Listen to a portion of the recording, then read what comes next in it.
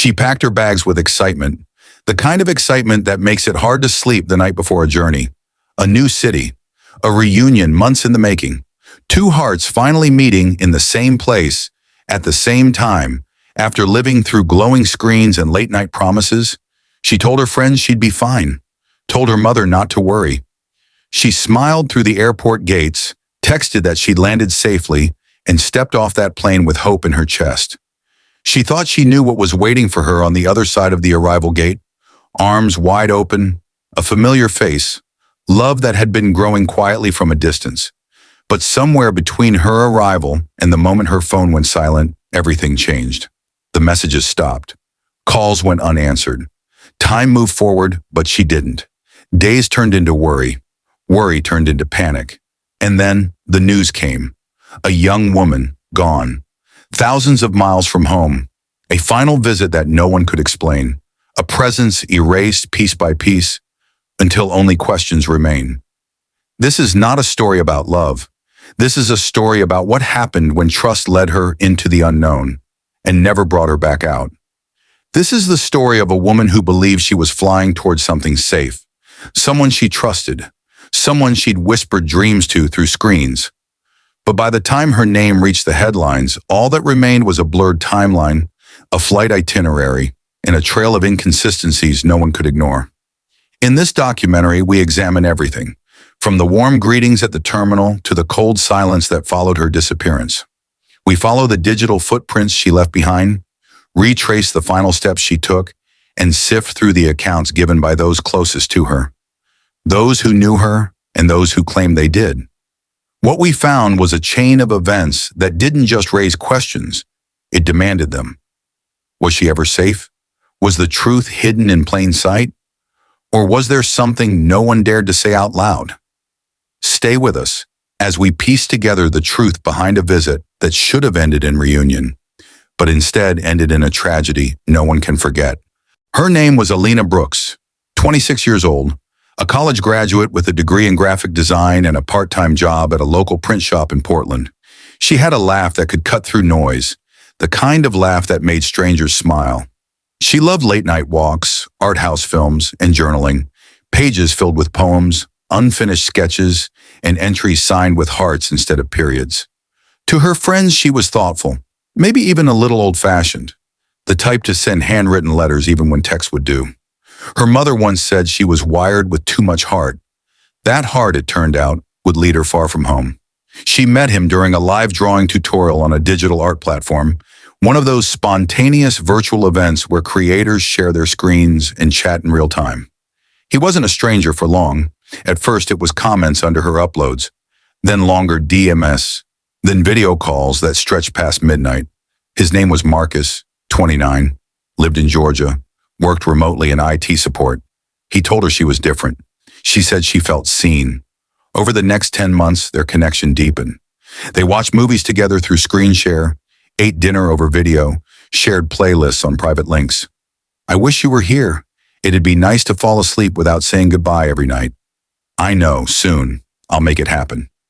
These messages, taken directly from their chat archives, show the affection wasn't one-sided. There were gifts, books he said reminded him of her, a sketch pad she'd always wanted. And for Alina, who once told her best friend she'd stopped believing in romance, this felt different.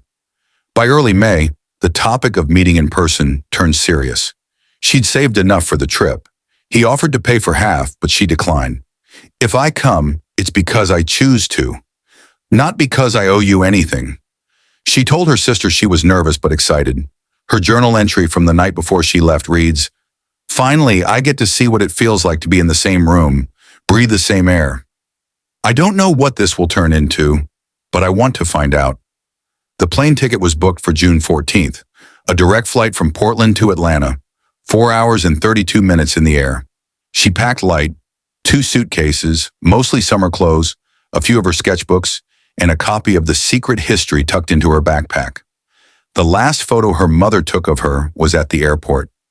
Alina's smiling, waving with her boarding pass in hand. It wasn't staged. She wasn't posing. She was happy, or at least she believed she was walking towards something honest. But here's what no one knew. Alina had made a private phone call the night before the flight. A 30-minute conversation with a friend from college she hadn't spoken to in months. In that call, she said something strange. "If anything ever feels weird, you'll check in on me, right? Just in case." The friend dismissed it as nerves. And when Alina landed in Georgia, she texted the same friend. "I'm here. He's exactly how I pictured. I think this is going to be good." That was the last message she would ever send. Alina stepped off the plane into the thick Georgia heat, her sneakers squeaking slightly on the jet bridge floor. Her phone buzzed with a message from Marcus. "I'm parked outside, Silver Camry."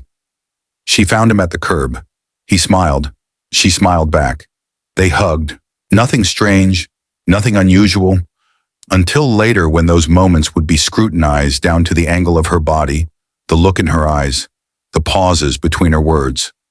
They drove for over an hour, far beyond the lights of Atlanta, the freeway tapering into two-lane roads, then into gravel.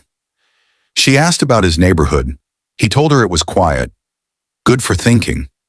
When they pulled into the driveway of his home, her face changed. She didn't say anything, not then. But the house wasn't what he had described. It stood alone, no neighbors in sight. Faded paint, a screen door that creaked open before he touched it. She stood there for a second too long.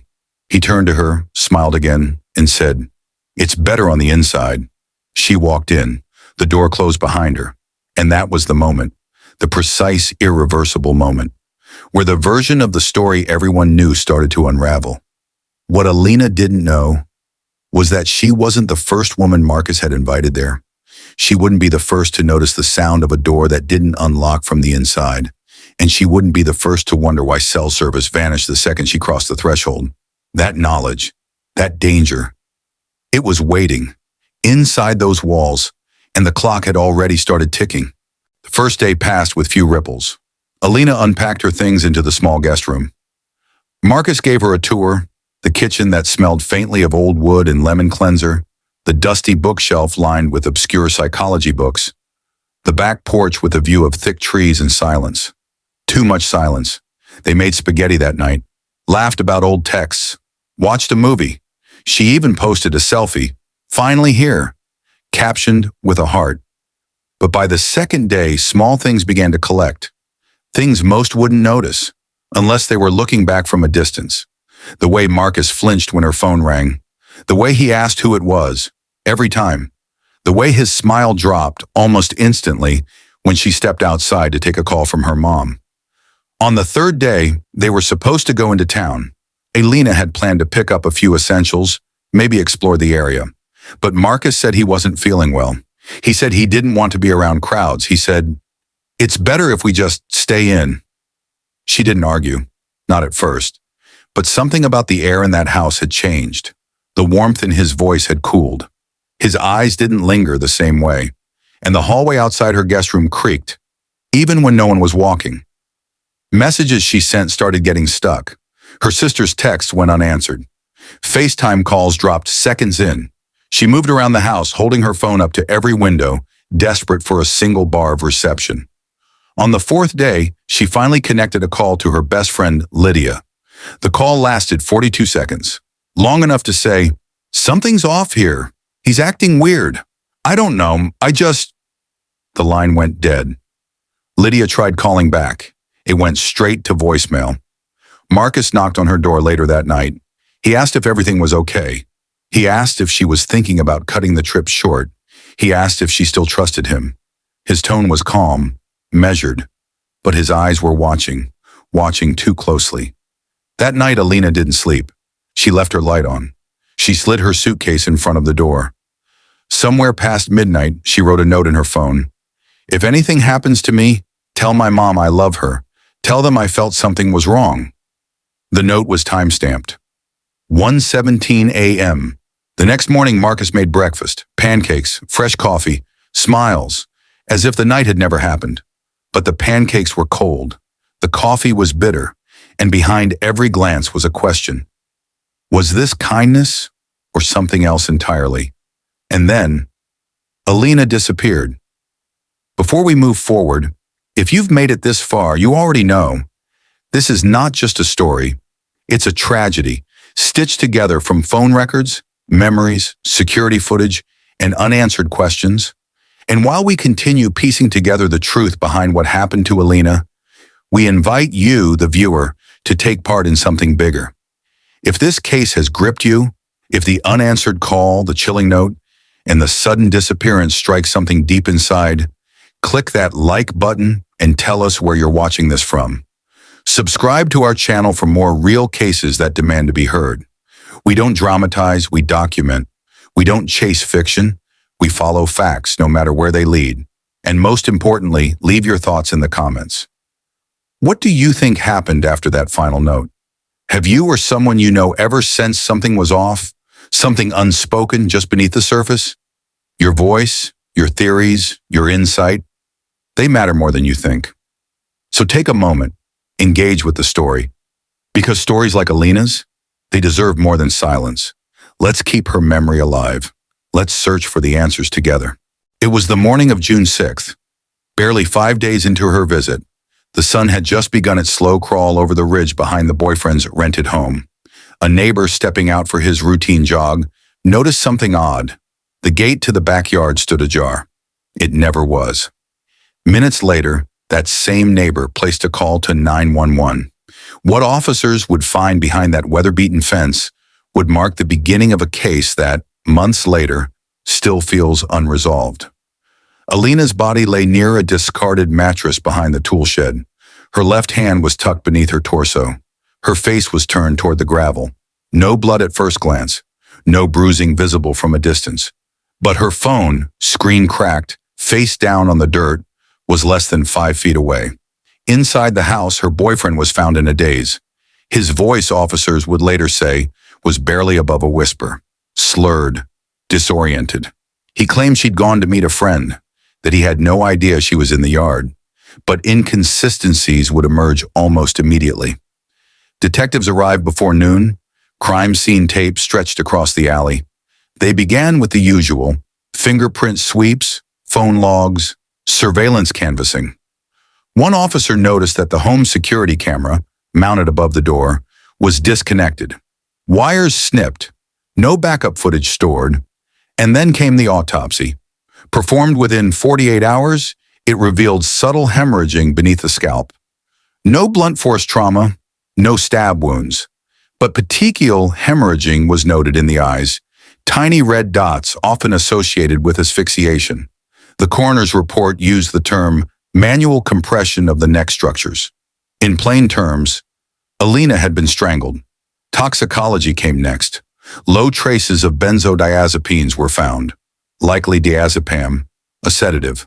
Not prescribed to her, enough to cause drowsiness, not enough to stop a heartbeat. But if combined with physical restraint, the boyfriend's story shifted twice.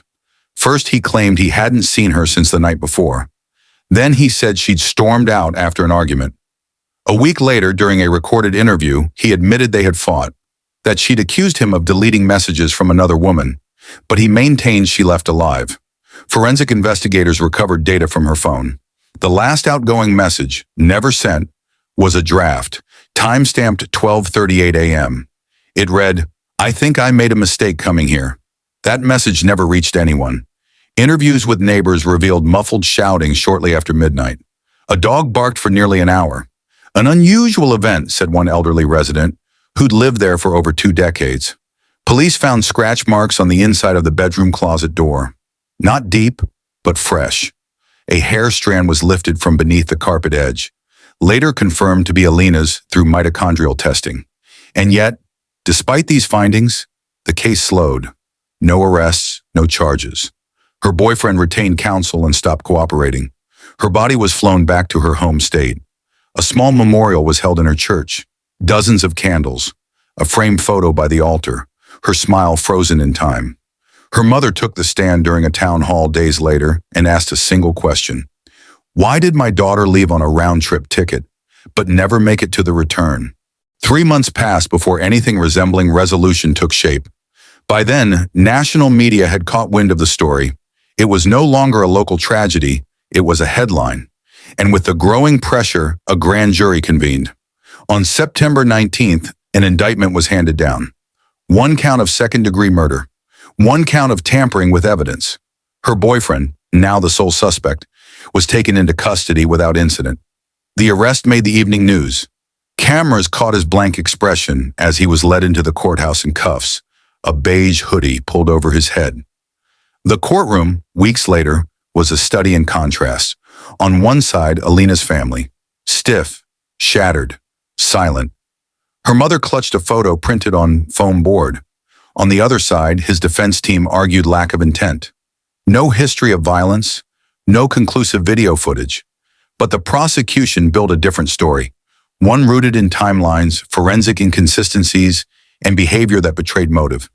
During the trial, jurors heard from forensic pathologists, cell tower analysts, digital investigators, and a former friend of the boyfriend who testified under subpoena. That friend recounted a late-night phone call, shaky voice, vague admissions. He said she just wouldn't stop arguing, the witness said. He sounded not right. I asked if she was okay. He hung up. The defense leaned hard on circumstantial gaps. No eyewitness to the crime. No direct confession. But then came the journal. Found inside Alina's suitcase, wedged between folded sweaters, was a soft-cover diary. She'd only written in it once since arriving. The final entry was dated June 4th, 2 days before she was found. It read, "He gets cold when I ask about his phone. I think he's hiding something. This isn't how he was online. I feel like I'm sleeping beside someone I don't know." After 5 days of deliberation, the jury returned their verdict, guilty on both counts. The sentencing followed in early March, 30 years without the possibility of parole. "If I can keep just one person from boarding a plane into the unknown without safeguards," her mother once said during a televised appearance, "then I won't feel like I let her down." Some stories fade with the news cycle, brief flashes here and gone, but others, they echo, not just because of what happened, but because of how preventable it might have been. Alina's journey was meant to be filled with laughter, photos, new memories. Her suitcase carried gifts. Her heart carried hope. What she didn't carry, what too many don't, were the tools to detect danger cloaked in familiarity. She trusted. She believed in what she'd seen online, in the words typed over months, in the promise of warmth from a face she'd only known through a screen. What happened to her wasn't fate. It wasn't chance. It was a culmination of missed cues, overlooked signs, and a society still learning how to protect its most connected generation from its most invisible threats. Her name now stands for caution, for preparation, for doing the hard thing, asking the uncomfortable questions before it's too late. If her story struck a chord, let it do more than linger. Share it, start the conversation.